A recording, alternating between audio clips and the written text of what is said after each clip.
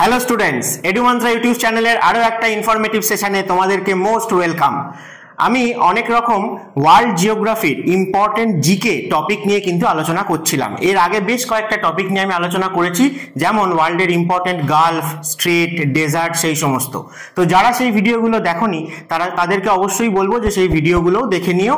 সেগুলো তোমাদের আপকামিং যে এক্সামগুলো রয়েছে সেখানে জিকে বেসিসে যে কোশ্চেন করা হয় মূলত জিওগ্রাফির পার্সপেক্টিভ থেকে, সেই রকম ওয়ার্ল্ডের বেসিসেও কিন্তু জিকের কোশ্চেন হয়। তো সেই জন্যই এই টপিকগুলো কিন্তু ইম্পর্টেন্ট। তো আজকেও সেরকমই একটা টপিককে আমি নিয়েছি, সেটা হচ্ছে ওয়ার্ল্ডের ইম্পর্টেন্ট গ্রাসল্যান্ডস। তোমরা যদি প্রিভিয়াস বিভিন্ন কোশ্চেন ঘেটে থাকো পরীক্ষার, তাহলে পরে দেখবে যে বিভিন্ন জায়গায়, বিভিন্ন দেশে, বিভিন্ন লোকাল নেমে বিভিন্ন গ্রাসল্যান্ড যে পাওয়া যায় সেগুলো তোমাদের জিজ্ঞেস করা হয়। যেমন তোমরা ছবিতে দেখতে পাচ্ছ যে সাভানা কোথায় পাওয়া যায়, স্টেপি কোথায় পাওয়া যায়, প্রেইরি কোথায় পাওয়া যায়, ঠিক আছে, অথবা ডাউনস কোথায় পাওয়া যায়, ভেল্ড কোথায় পাবো আমরা, এই সমস্ত নিয়ে কিন্তু কোশ্চেন করা হয়। তো আমরা আজকে কন্টিনেন্ট ওয়াইজ আলাদা আলাদা করে কি টাইপের গ্রাসল্যান্ড কোথায় পাওয়া যায় সেইগুলো কিন্তু ডিসকাস করব। তো চলো আজকের টপিকে যাওয়ার আগে তোমাদেরকে ওভারঅল একবার ওয়ার্ল্ডের ম্যাপে দেখিয়ে দিই যে কোন কোন জায়গাগুলোতে আমরা গ্রাসল্যান্ড পাই। তো যেমন তোমরা এদিকে নর্থ আমেরিকা এবং সাউথ আমেরিকা দেখতে পাচ্ছ, সেখানে এই যে কালার করা আছে যে রিজিয়নগুলো, কোথাও দেখো অরেঞ্জ আছে, কোথাও ইয়েলো আছে, কোথাও গ্রিন আছে, এগুলো সেপারেট সেপারেট টাইপের বা ক্যারেক্টারিস্টিক্সের গ্রাসল্যান্ডকে রেফার করছে। তাহলে মূলত এই যে গ্রাসল্যান্ডগুলো, এগুলোকে আমরা দুটো ভাগে ভাগ করতে পারি। যাদেরকে আমরা আমাদের আর্থের ট্রপিক্যাল রিজিয়নে দেখতে পাবো তাদেরকে আমরা ট্রপিক্যাল গ্রাসল্যান্ড বলবো, আর যারা বিয়ন্ড ট্রপিক্যাল রিজিয়ন, তার মানে টেম্পারেট রিজিয়নে লাই করছে, যেমন এখানে ইউরোপ আর এশিয়ায় দেখতে পাচ্ছ বা নর্থ আমেরিকায় দেখতে পাচ্ছ, সেগুলোকে আমরা বলবো টেম্পারেট গ্রাসল্যান্ড। তো কোন দেশে বা কোন কন্টিনেন্টে আমরা কি নামে এই গ্রাসল্যান্ডগুলোকে চিনে থাকি সেই বেসিসেই কিন্তু কোশ্চেন হয়। যেমন এখানে ছবিতে মেন ইম্পর্টেন্ট কিছু দেখানো আছে, কিন্তু আমরা এর থেকে আরো বেশি কিছু জানবো। যেমন এই যে স্টেপি দেখতে পাবে, একটা হিউজ রিজিয়ন ইউরোপ আর এশিয়া জুড়ে রয়েছে। একদম ইস্টে দেখো চায়নায় মাঞ্চুরিয়া গ্রাসল্যান্ড রয়েছে, অস্ট্রেলিয়াতে যেমন ডাউনস দেখানো আছে, সাভানা দেখানো আছে। আফ্রিকা বললে পরেই আমাদের মূলত সাভানা রিজিয়নের কথা মাথায় আসে। অথবা এখানে সাউথ আমেরিকায় দেখো ল্যানোস, ক্যাম্পোস, পম্পাস, এরকম ডিফারেন্ট গ্রাসল্যান্ড রয়েছে। তো এখানে ছবিতে যেগুলো দেখতে পাচ্ছ সেগুলো মেজর ইম্পর্টেন্ট কিছু গ্রাসল্যান্ড। তো আরো অন্যান্য যে গ্রাসল্যান্ডগুলো রয়েছে সেগুলোতে যাওয়ার আগে তোমাদেরকে একটা কনসেপ্ট দিয়ে দিই যে গ্রাসল্যান্ড জিনিসটা অ্যাকচুয়ালি কি। এর নামের মধ্যে থেকে তোমরা তো এমনিই বুঝতে পারছো যে জমিতে প্রচুর ঘাস পাওয়া যাচ্ছে, গ্রাস আর ল্যান্ড। তাহলে এই যে গ্রাসল্যান্ড, এটা আমরা কোথায় পাচ্ছি, মানে কি কি ফ্যাক্টরস রয়েছে এর পেছনে, যে কারণের জন্য আমরা কোনো একটা জায়গায় পার্টিকুলারলি গ্রাসল্যান্ডকেই পাচ্ছি। তাহলে গ্রাসল্যান্ড ইকোসিস্টেম আমি যেখানে পাবো, জেনারেলি সেই রিজিয়নটা এরিড থেকে সেমি এরিড রিজিয়ন হবে, ড্রাই রিজিয়ন হবে, রেনফল কম হবে। কারণ এই রেনফলের ওপর এবং যদি আমরা দেখি যে টেম্পারেচারের ওপর, মূলত এই দুটো ক্লাইমেটিক ফ্যাক্টরের ওপর ডিপেন্ড করে কোনো জায়গায় কি ন্যাচারাল ভেজিটেশন তৈরি হবে। তো সেই জন্য যেখানে রেনফল কম হয় সেখানে আমরা বড় বড় প্ল্যান্ট বা ট্রিকে গ্রো করতে দেখতে পাবো না, তার বদলে আমরা সেখানে এরকম গ্রাসল্যান্ড তৈরি হতে দেখতে পাবো। তো সেই জন্য গ্রাসল্যান্ড আমরা সেই সমস্ত রিজিয়নে পাবো যেখানে রেনফল সাধারণত কম হয়ে থাকে। তো গ্রাসল্যান্ডকে আমরা অন্যভাবেও বলতে পারি যে এটা একটা ট্রানজিশনাল ল্যান্ডস্কেপ, অর্থাৎ যে জায়গায় ফরেস্ট আস্তে আস্তে কমে যাচ্ছে, পাতলা হয়ে যাচ্ছে, এবং রেনফল কমে যাওয়াতে যে জায়গায় ডেজার্ট তৈরি হচ্ছে বা থর্নি জাতীয় ভেজিটেশন আমরা পাচ্ছি, এই দুইয়ের মাঝামাঝি রিজিয়নে, মানে এই যে ফরেস্ট থেকে থর্নি ভেজিটেশনের যে চেঞ্জটা, তার মাঝামাঝি কোনো একটা জায়গায় আমরা এই গ্রাসল্যান্ড ইকোসিস্টেমকে তৈরি হতে দেখতে পাবো। তাহলে এই ইকোসিস্টেমগুলো আমরা কোথায় পাবো, যেখানে স্কারসিটি অফ ওয়াটার রয়েছে, এবং সেই স্কারসিটি অফ ওয়াটারের জন্যই কিন্তু সেখানে বড় প্ল্যান্ট বা ফরেস্ট ডেভেলপ হতে পারেনি। তাহলে সেই জন্য আমরা বলতে পারি যে ডেজার্ট আর ফরেস্ট, এই দুই ইকোসিস্টেমের মাঝামাঝি আমরা গ্রাসল্যান্ডকে পাবো।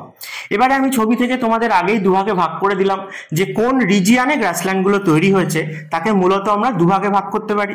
ট্রপিক্যাল রিজিয়ন, এই ট্রপিক্যাল রিজিয়ন বলতেই আমাদের মাথায় আসে যে আর্থের মধ্যে সব থেকে টেম্পারেচার সারা বছর বেশি থাকে যে রিজিয়নটায়, অর্থাৎ সূর্য পারপেন্ডিকুলারলি হিটিং দেয় যে রিজিয়নটায়।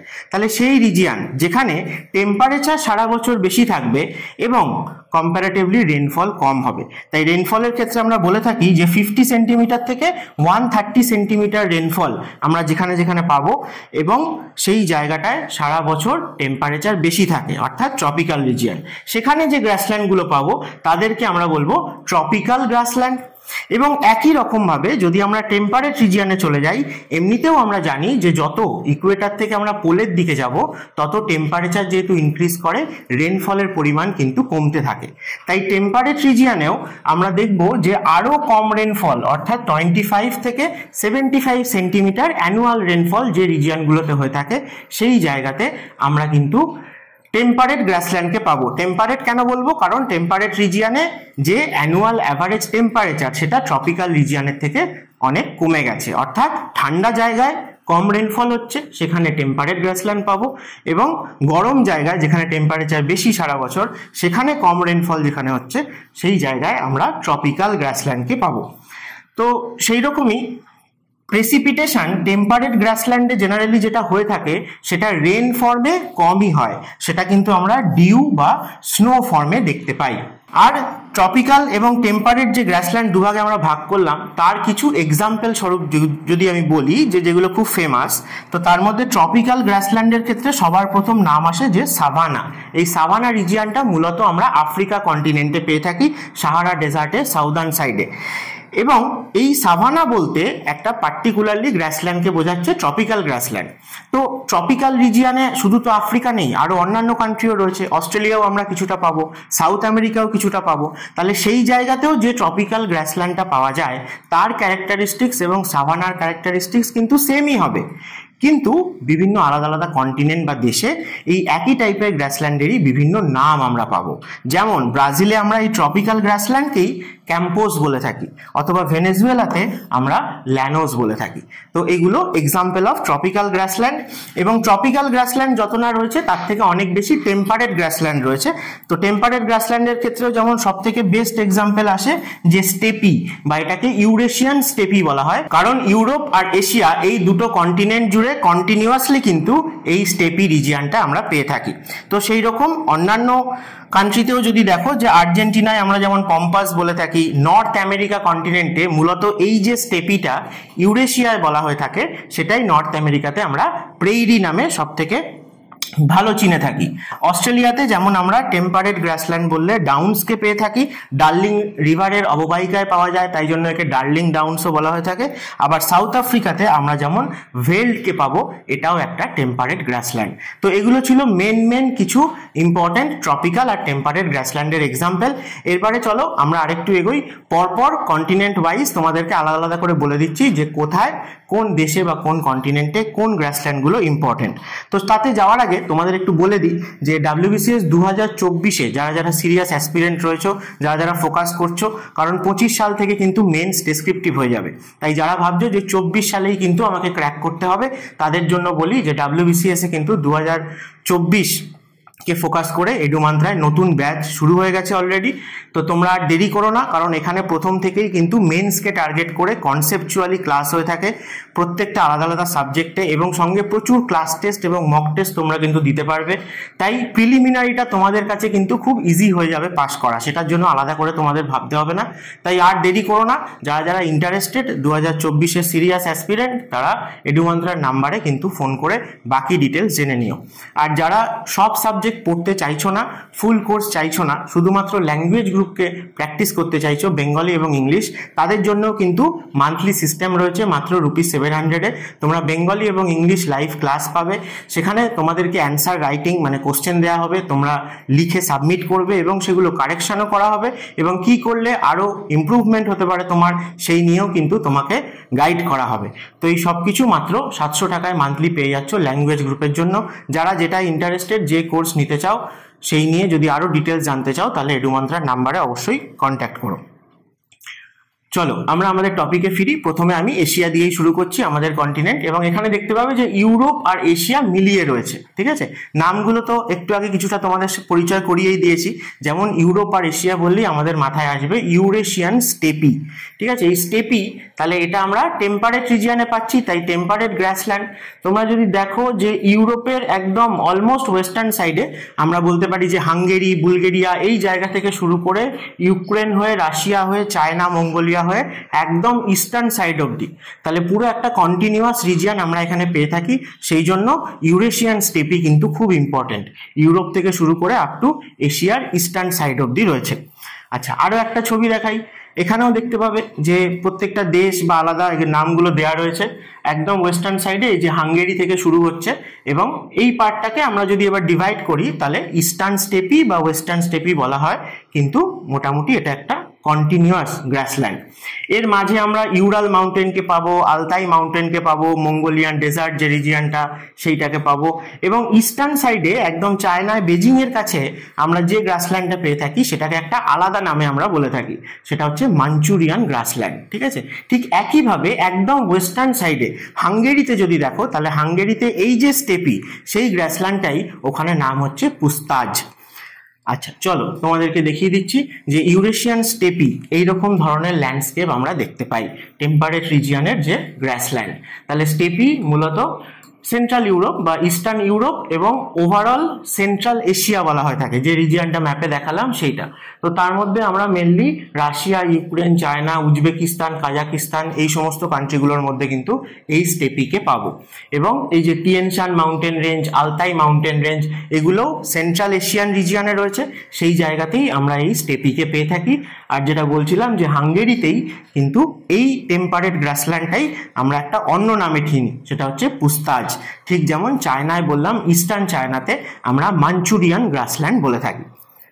আচ্ছা, এশিয়ার পরে চলো আমরা যদি নর্থ আমেরিকায় চলে যাই, তাহলে নর্থ আমেরিকাতেও টেম্পারেট রিজিয়নে রয়েছে এই পার্টটা। তো সেইখানে আমরা টেম্পারেট গ্রাসল্যান্ডই পাবো, যেটা ইউরেশিয়াতে স্টেপি পেয়েছিলাম সেই একই টাইপের। নর্থ আমেরিকার ক্ষেত্রে আমরা একে বলবো প্রেইরি। তা তোমাদেরকে জেনারেলি এর থেকে ডিটেলে আর জানার দরকার নেই আমাদের কম্পিটিটিভ এক্সামের জন্য, কারণ ওভারঅল নর্থ আমেরিকাতে যেটা পাওয়া যায় সেটাকে আমরা প্রেইরি নামেই চিনি।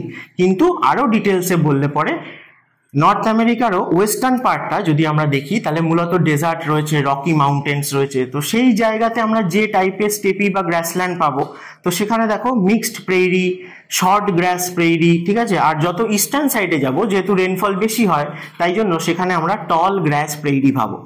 এইভাবে আমরা প্রেইরিকে বিভিন্নভাবে ভাগ করতে পারি, কিন্তু ওভারঅল নর্থ আমেরিকান কন্টিনেন্টে এক কথায় বললে আমরা প্রেইরি টেম্পারেট গ্রাসল্যান্ডই পেয়ে থাকি।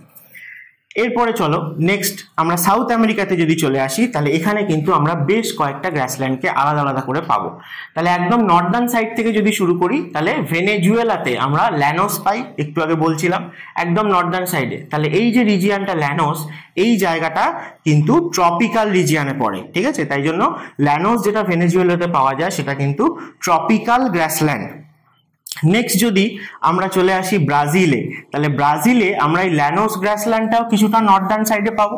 ব্রাজিল যেহেতু বিরাট বড় একটা কান্ট্রি, তার ইস্টার্ন সাইডে এই যে রিজিয়নটা, এই রিজিয়নটাতে আমরা পেয়ে থাকি ক্যাম্পোস। এই ক্যাম্পোস যেটা, সেটাও কিন্তু একটা ট্রপিক্যাল গ্রাসল্যান্ড। এবং ওয়েস্টার্ন সাইডে ব্রাজিলে যদি দেখো, ব্রাজিল রয়েছে, তারপরে প্যারাগুয়ে রয়েছে, এই যে রিজিয়নটাতে আমরা পেয়ে থাকি সেলভা, দেখবে এখানে দেখানো আছে, হ্যাঁ, আমাজন বেসিনের আশেপাশের রিজিয়নটায় ব্রাজিলের ওয়েস্টার্ন পার্টে আমরা সেলভা পাবো। নর্দার্ন সাইডে ল্যানোস বা ভেনেজুয়েলাতে পাচ্ছি, ইস্টার্ন সাইডে পাবো আমরা ক্যাম্পোস। আর যদি আরো সাউথে চলে আসি আমরা, তাহলে এরপরে উরুগুয়ে এবং আর্জেন্টিনা এই রিজিয়নে আমরা কিন্তু পাচ্ছি পম্পাস। এই পম্পাস কিন্তু আবার টেম্পারেট গ্রাসল্যান্ড, কারণ আমরা আরো সাউথে চলে এসেছি, ট্রপিক অফ ক্যাপ্রিকনের নিচে টেম্পারেট রিজিয়নে চলে এসেছি। তাহলে মূলত এই যে গ্রে কালারের যে জায়গাটা দেখানো আছে, এই জায়গাটাতে আমরা মেনলি পম্পাস পেয়ে থাকি। আচ্ছা, তাছাড়াও কিছু ইম্পর্টেন্ট, যেমন ধরো মন্টে, হ্যাঁ, এই যে অরেঞ্জ কালারের যে রিজিয়নটা দেখতে পাচ্ছ, এই জায়গাটা মন্টে বলেও কিন্তু একটা গ্রাসল্যান্ড আমরা পেয়ে থাকি। আর লাস্ট যেটা বলবো এখান থেকে, সেটা হচ্ছে পুনা গ্রাসল্যান্ড। এই পুনা গ্রাসল্যান্ডটা আমরা আন্দিজ মাউন্টেনকে ধরে, অর্থাৎ পেরু এবং চিলি এই দুটো কান্ট্রিতে কিন্তু পাবো। আন্দিজ মাউন্টেনের দুপাশে এটাও অবশ্যই টেম্পারেট গ্রাসল্যান্ডই হবে, যার নাম হচ্ছে পুনা। তো এই কটা সাউথ আমেরিকার অবশ্যই মনে রেখো। তাদের মধ্যে আবার বলে দিচ্ছি যে সেলভা এবং ক্যাম্পোস এবং ল্যানোস এই তিনটে হচ্ছে ট্রপিক্যাল। আর সাউদার্ন সাইডে আমরা যে পাচ্ছি পুনা গ্রাসল্যান্ড, মন্টে গ্রাসল্যান্ড বা পম্পাস গ্রাসল্যান্ড, এগুলো হচ্ছে টেম্পারেট গ্রাসল্যান্ড।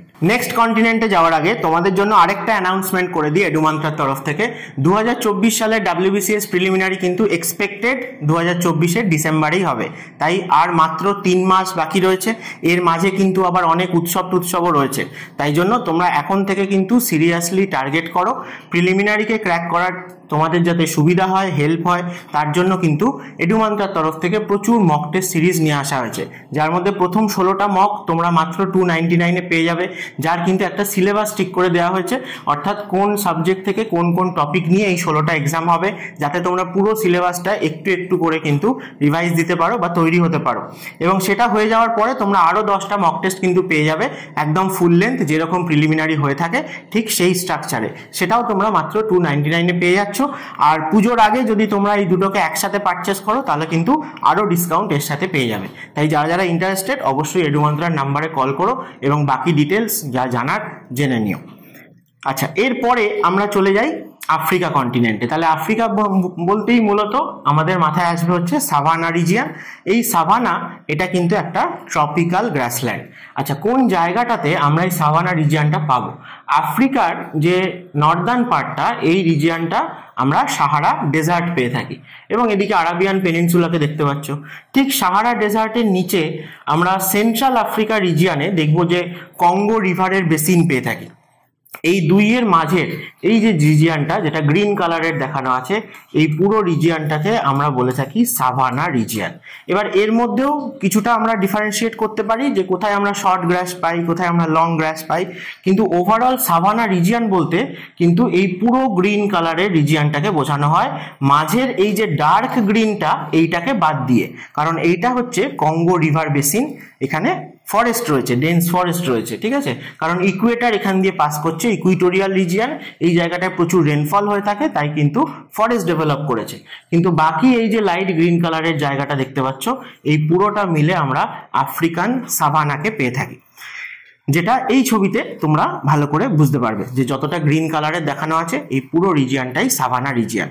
তো সাভানা বলতে কিন্তু যেরকম স্টেপি বলতে আমরা একটা মানে পার্টিকুলারলি একটা টেম্পারেট গ্রাসল্যান্ডের ক্যারেক্টারিস্টিককে বুঝি যে ওই টাইপের, ওই একই টাইপের জিনিস বিভিন্ন জায়গায় বিভিন্ন নাম, সাভানার ক্ষেত্রেও তাই আসে।